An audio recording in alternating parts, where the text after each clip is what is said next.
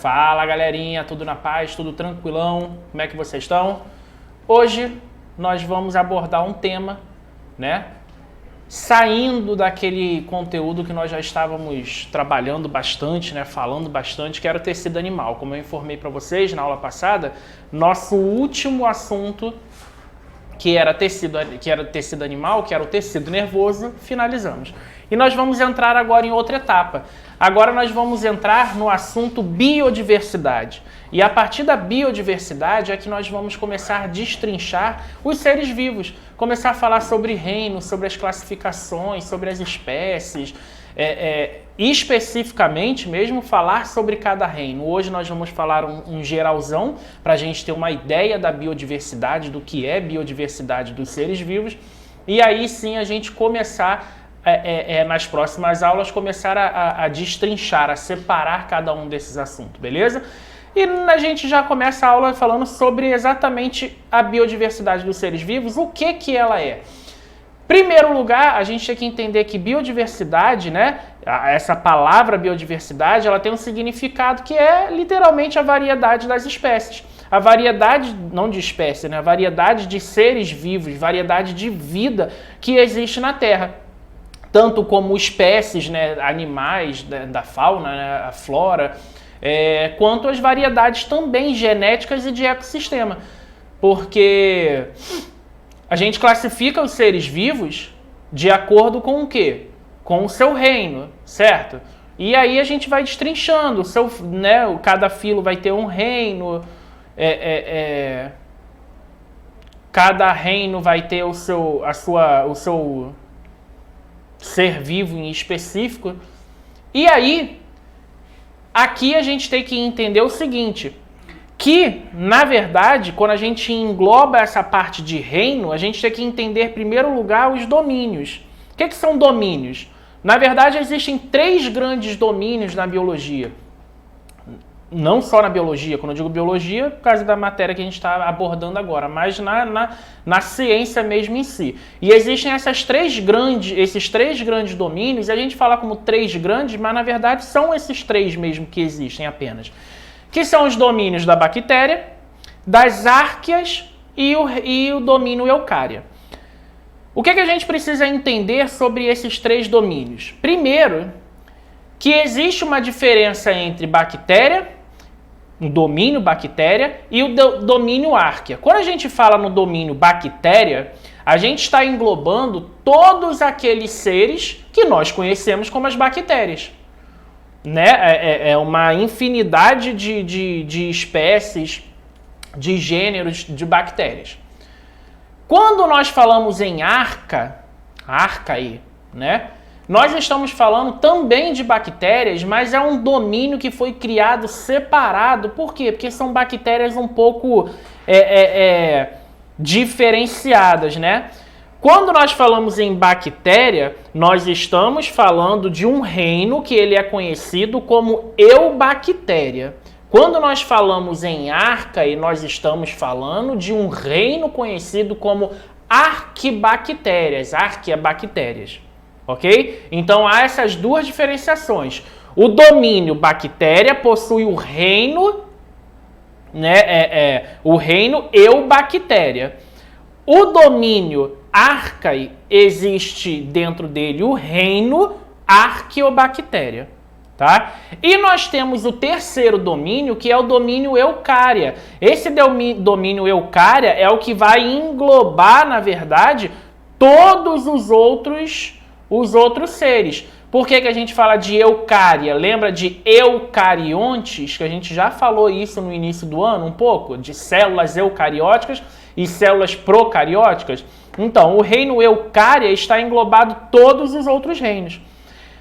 Existem alguns livros, né, alguns professores, alguns biólogos em si, que não dividem essa separação de bactéria e arqueobactérias. Eles estudam bactéria, o reino das bactérias, que é o eubactéria, e o reino arqueobactéria, eles não dividem, eles estudam todos com o nome de Monera. Antigamente a gente tinha muito nos livros, eram 5 reinos: Monera, Protista, Fungi, Plant e Animal. certo? Só que hoje, com essa separação que aconteceu desse reino Monera entre dois reinos distintos de bactéria, de eubactéria e o reino das arqueobactérias, eles foram destrinchados. Ainda fazem parte do reino Monera, tá? Então ainda é utilizado esse reino chamado de Monera. Mas você hoje em dia vai encontrar muito na prova falando sobre o reino eubactéria e o reino arqueobactéria. Beleza? E aí aqui eu botei essa imagem para a gente poder especificar. Então a gente tem aqui, ó, um ancestral comum, que a gente chama de progenitor, né, o progênito.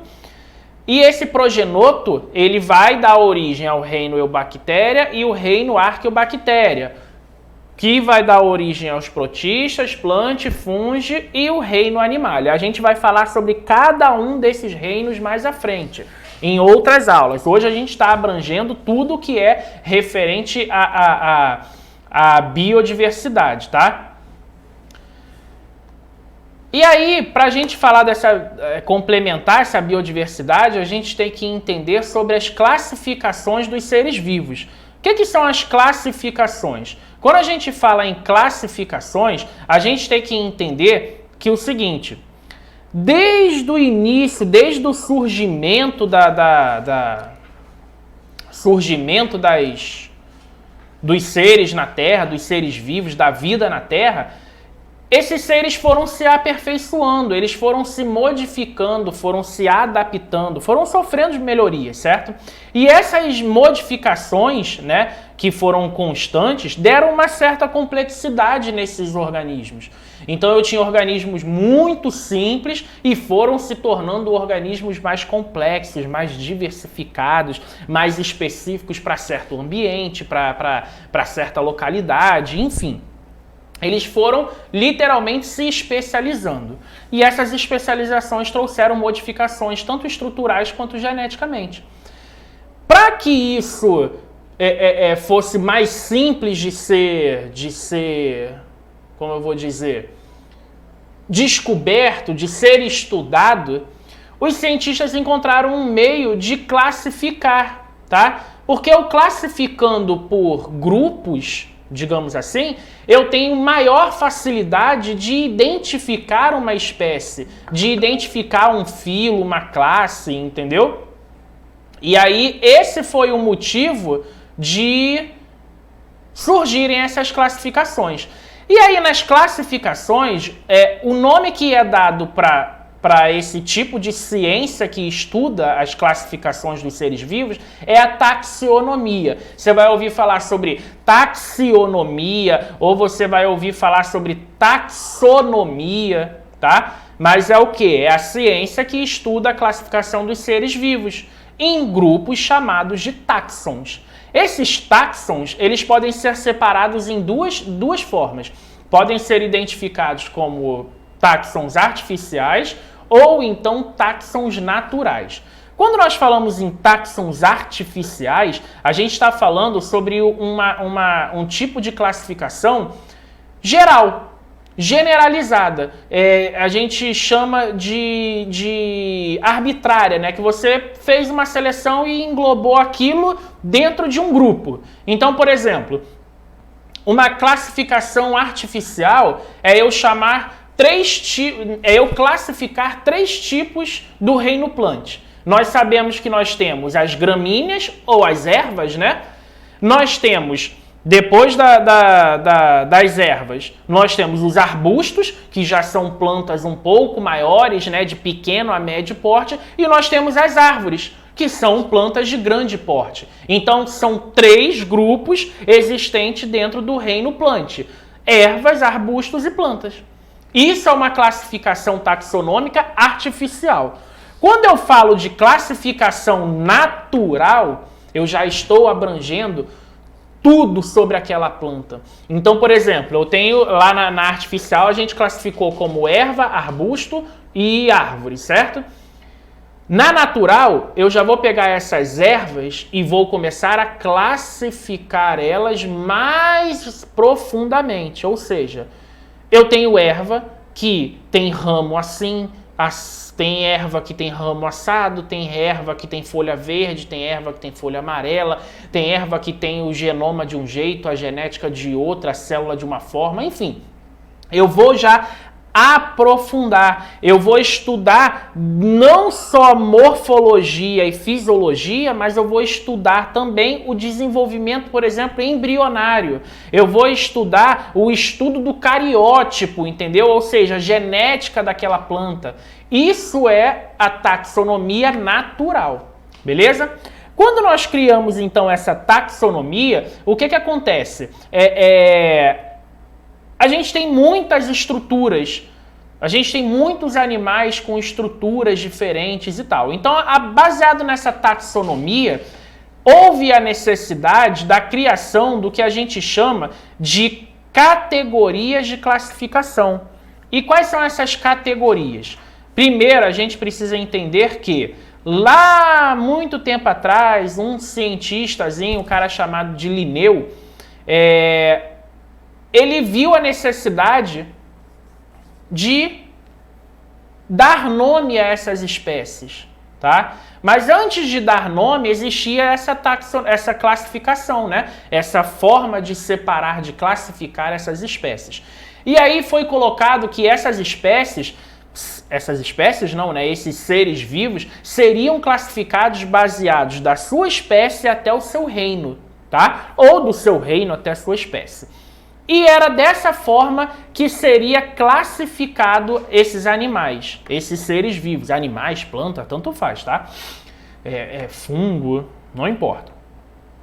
Partiria da ideia, vamos começar lá de baixo para cima, da espécie para o reino. Partiria então da ideia que, por exemplo, a espécie, tá?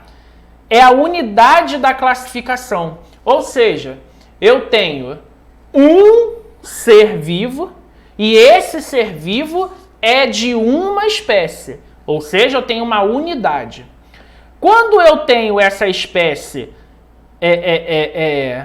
que são semelhantes entre si, ou seja, são todas, não vou dizer idêntica, porque idêntico é quase impossível, mas assim, são bem semelhantes entre eles e que são capazes de fazer o quê? De cruzar e se produzir, ou seja, de dar continuidade à sua prole. Esse conjunto de seres são chamados de espécie, tá? Então eu tenho espécie, sei lá, um exemplo, tá? Eu tenho o ser humano. O ser humano é uma espécie que tem sexo masculino e sexo feminino. A gente consegue o quê? Procriar, juntar os gametas masculino e feminino. Então nós somos uma espécie semelhante entre si, tá? Que consegue reproduzir. Isso é um grupo. Então esse grupo é chamado...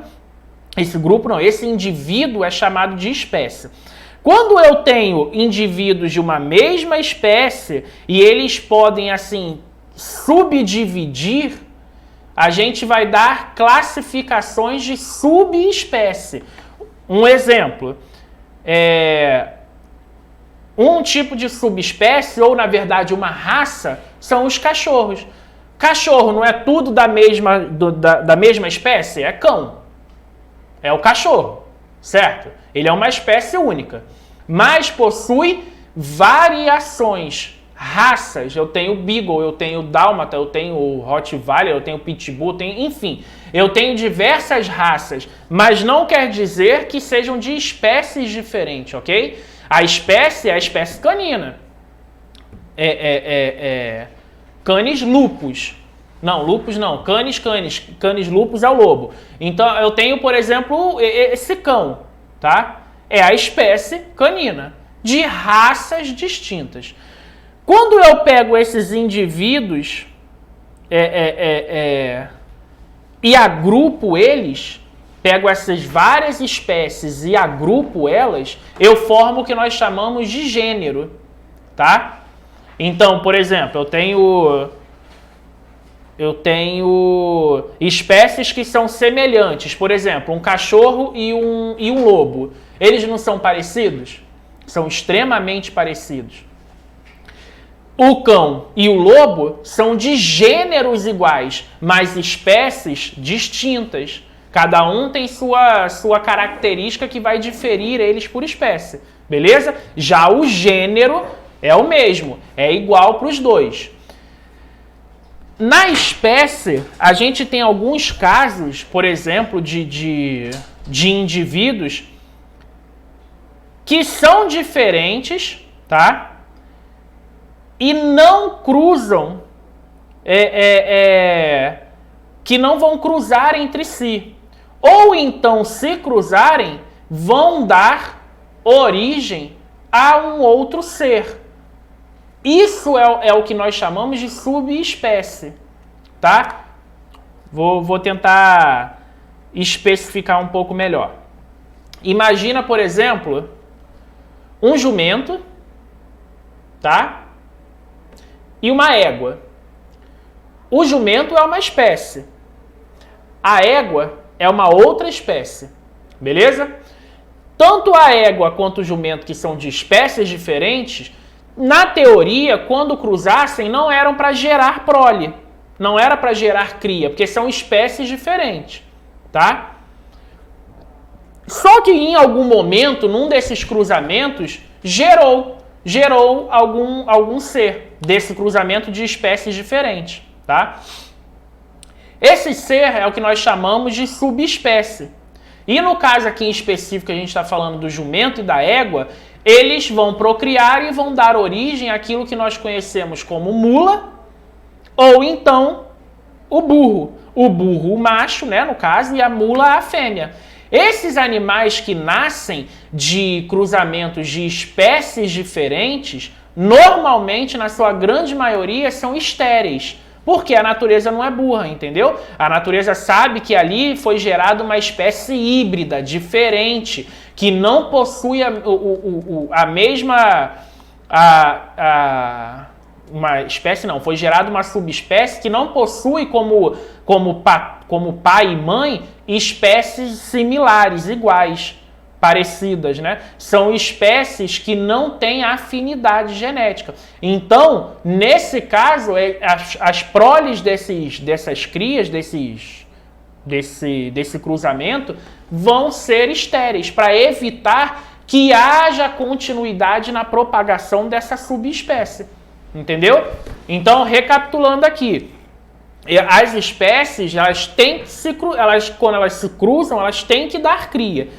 Se forem de espécies diferentes, não darão essa cria. E se derem cria, serão crias estéreis, incapazes de fertilizar, ok? Incapazes de se procriarem. Beleza? Nenhuma dúvida, né? Então, voltando aqui. Dentro dessas espécies, então, eu formando grupos de seres semelhantes, eu formo o gênero.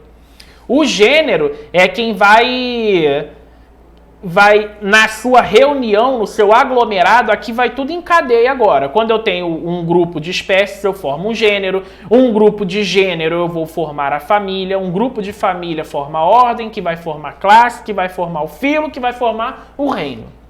Ok? Então essa é a ordem de classificação de um ser vivo.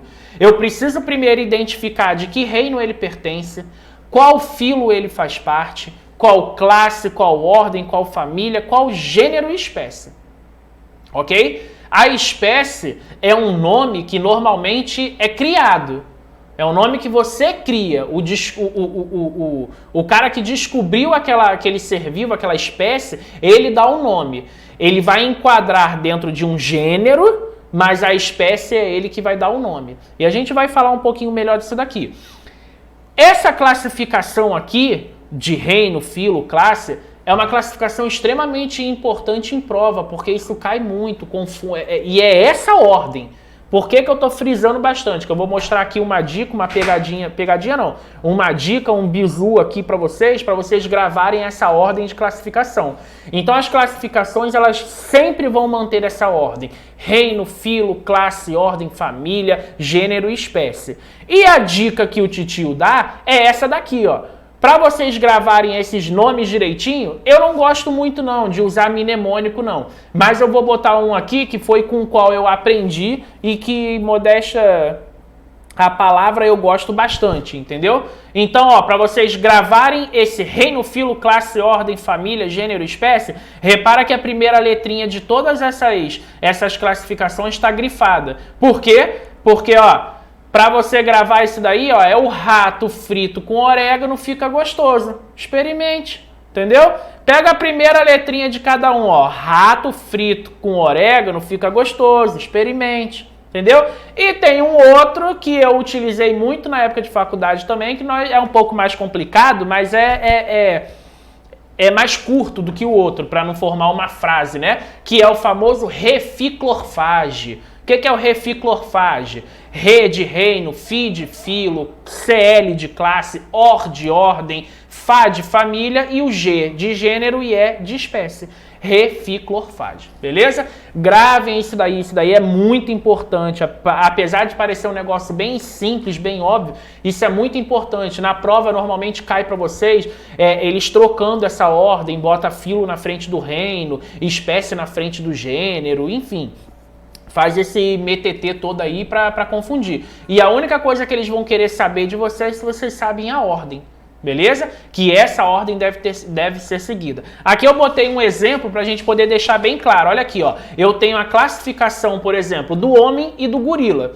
Você vê que o homem e o gorila, eles são do mesmo reino, filo, classe e ordem. E a partir da família é que vão se alternar, que vão se separar. Por quê? Classificação totalmente morfológica, tá? E fisiológica, nem fisiológica nem tanto, mas estruturalmente também. Então houveram algumas separações. Então o homem é do reino animalia, filo cordata, porque cordata possui notocorda. Classe mamália, porque é um mamífero, assim como o gorila, possui glândulas mamárias, produção de leite, blá blá blá. Ordem primata, por mais que muitos não queiram aceitar, nós seres humanos somos primatas. Até então descoberto, somos a última descoberta da ordem dos primatas, tá? Somos a classe mais, digamos assim, mais nova, a ordem mais nova dos primatas, com menos tempo de existência no planeta, tá? Porém, mais evoluídas. Quando a gente fala evoluída, obviamente a gente está falando evoluído no sentido da inteligência, né? Que a gente tem a capacidade de utilizar diferente de outros animais. Já na família a gente começa a diferir. Por quê? Porque como eu sou uma ordem igual, mas tenho estrutura morfológica e às vezes fisiológica diferente do que o do gorila, por exemplo, então a gente precisa separar. Eu já não sou mais igual, eu já não sou mais um primata apenas. Eu sou um primata, por exemplo, que eu consigo usar os meus polegares opositores, consigo segurar. Diferente de um primata, de um orangotango, um gorila, por exemplo, que tem seus polegares, mas não faz a mesma utilização que a nossa. Coisa que, por sinal, o que eu acabei de falar dos nossos polegares aqui, as pessoas não acreditam, mas a realidade é que essa daqui foi uma das maiores evoluções que os primatas sofreram. Nós, no caso, em seres humanos, né? Essa oposição dos polegares. Isso daqui permitiu que a nossa espécie evoluísse de uma forma tão grande, capaz de criar ferramentas, capaz de manipular objetos de formas totalmente novas, nas quais outros animais não conseguem, tá? Então aqui está uma classificação. E aí vocês veem que ali em gênero e espécie, ó, eu tenho o gênero Homo e tenho a espécie Sapiens. Quando você vai falar a espécie de um animal, de uma planta, seja lá do reino que for, você vai utilizar sempre o gênero e a espécie para dar o nome àquele animal. Sempre duas palavras, duas classificações juntas, a ordem, o gênero e a espécie. Então, no nosso caso, nós somos Homo sapiens, porque somos do gênero Homo e da espécie Sapiens. O gorila, por exemplo, é o gorila. Por quê? Do gênero gorila, da espécie gorila. Ok? Então, isso aqui é só para deixar bem claro a ordem de classificação e tudo mais. Outro assunto dentro da biodiversidade é esse que nós chamamos de homologia e analogia. O que a gente precisa entender? Na homologia, você tem estruturas que vão possuir a mesma origem embrionária. O que isso quer dizer? Você, quando ainda está lá se formando, vai virar um fetozinho e tal, você tem os folículos. Esses folículos, lembra? Mesoderma, ectoderma, blá, blá, blá. Esses folículos vão dar origem a estruturas do nosso corpo, a formação do nosso corpo. Quando nós chamamos de órgãos ou estruturas homólogas, nós estamos querendo dizer que são estruturas que possuem uma mesma origem embrionária, porém não possuem a mesma função. Por que não possuem a mesma função? Porque isso que nós chamamos aqui é chamado de irradiação adaptativa. A irradiação adaptativa é quando eu tenho exatamente essa mesma origem embrionária, porém, esses seres vão desenvolver suas estruturas de acordo com as suas necessidades. Então, por exemplo, tanto o pássaro, como tem aqui na imagem, o morcego, a baleia, o gato, o cavalo, o homem, possuem a estrutura de seus membros superiores, como está aqui no exemplo, né? Os seus braços, patas, nadadeira, asa do morcego, enfim, do pássaro. Todos têm origem têm a mesma origem embrionária. Mas possuem diferenciações, especializações, adaptações distintas, tá? Todos surgiram de um mesmo folículo. Porém, o pássaro e o morcego possuem sua estrutura própria para quê? Para voo. E olha que são espécies e ordens diferentes, classes diferentes. Um é uma ave, o outro é um mamífero. Entendeu? O pássaro é uma ave, o morcego é um mamífero, mas possuem suas estruturas especializadas para voo. A baleia, por exemplo, é um mamífero, mas ela tem já sua estrutura preparada, especializada para quê? Para virar nadadeira, para nadar, porque vive no ambiente aquático. O gato e o cavalo já são diferenciados do homem, enfim. A gente vê então que na homologia, repetindo, nós temos as estruturas que surgem, têm origem embrionárias idênticas, mas especializações diferentes. Já na analogia, eu tenho as estruturas que vão apresentar a mesma função. Elas podem não, na sua grande maioria, não vão ser de origem embrionárias iguais, mas tem função idêntica. Por exemplo, a asa de um inseto, aqui uma asa, sei lá, de uma cigarra, de um grilo, e a asa de um pássaro. As duas estruturas são iguais? Com toda certeza não. São bem diferentes. Porém, têm funções iguais. Ambas são feitas para o quê? Para o voo, para voar. Então, a analogia é isso, quando eu tenho as estruturas que vão apresentar uma mesma função. Elas podem ter origem embrionárias distintas, mas vão apresentar a mesma função. Beleza? Tranquilão, né? Então, pessoal, complementando aqui, só para a gente poder finalizar esse assunto. Se não é um assunto complicado, tá? É um assunto totalmente simples.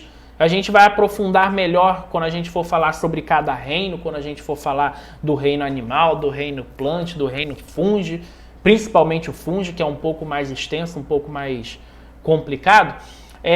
Mas o que eu quero que vocês entendam é o seguinte. Quando a gente falou aqui sobre aquela espécie, sobre a ordem, o que eu quero que vocês entendam? Lembra quando eu falei sobre Linneu lá atrás? Esse cientista, ele viu que havia que havia necessidade de melhoria na nomenclatura dessas classificações de animais, tá? Então, o que aconteceu? Linneu propôs o seguinte, que existissem regras de classificação para a nomenclatura. Então, a primeira coisa que ele deixou bem claro, por quê? Porque, assim, existiam espécies que tinham um nome complicadíssimo. E às vezes esse nome complicadíssimo que foi criado por um cientista lá sei lá, na China, o cara fala mandarim, eu não entendo o que o cara fala. Eu não falo mandarim. O alemão não vai entender o que o chinês está falando, que não vai entender o que o brasileiro está falando, e enfim. Então, para a gente padronizar, deixar tudo igual, para que todo mundo conhecesse, entendesse, soubesse das espécies, foi padronizado que a nomenclatura dessas espécies seria feita, né, escrita no idioma latim, tá? Então, por isso, tudo que você vê de nome de espécie, de animal, de planta, de fungo, de bactéria, vai ter origem no latim. Então, por exemplo, Homo sapiens, iguana, sei lá, Canis lupus. Você vê que são nomes, né, bizarros, assim, mas são todos padronizados num idioma que é o latim. Segundo aspecto, segunda regra, o gênero, lembra, tem gênero e espécie. O gênero, ele vai ter que ser escrito com a primeira letra maiúscula, tá? Enquanto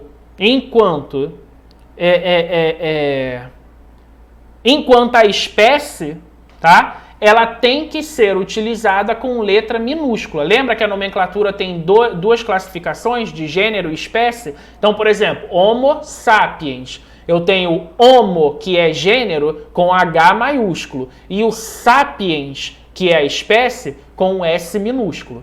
Ok? Então, se, por exemplo, você vai digitar, é obrigatório que essas duas palavras estejam ou em itálico ou então sublinhadas, tá? O Homo e o Sapiens têm que estar sublinhadas para poder padronizar mesmo, ok? E como terceira regra, quando você tiver uma subespécie ou uma raça, por exemplo, né, e tal, essa subespécie, ela também tem que ser escrita minúscula, tá? Então, Homo sapiens, aí se aparece uma subespécie do sapiens, por exemplo, essa subespécie também tem que estar com letra minúscula, itálico ou então sublinhado, beleza?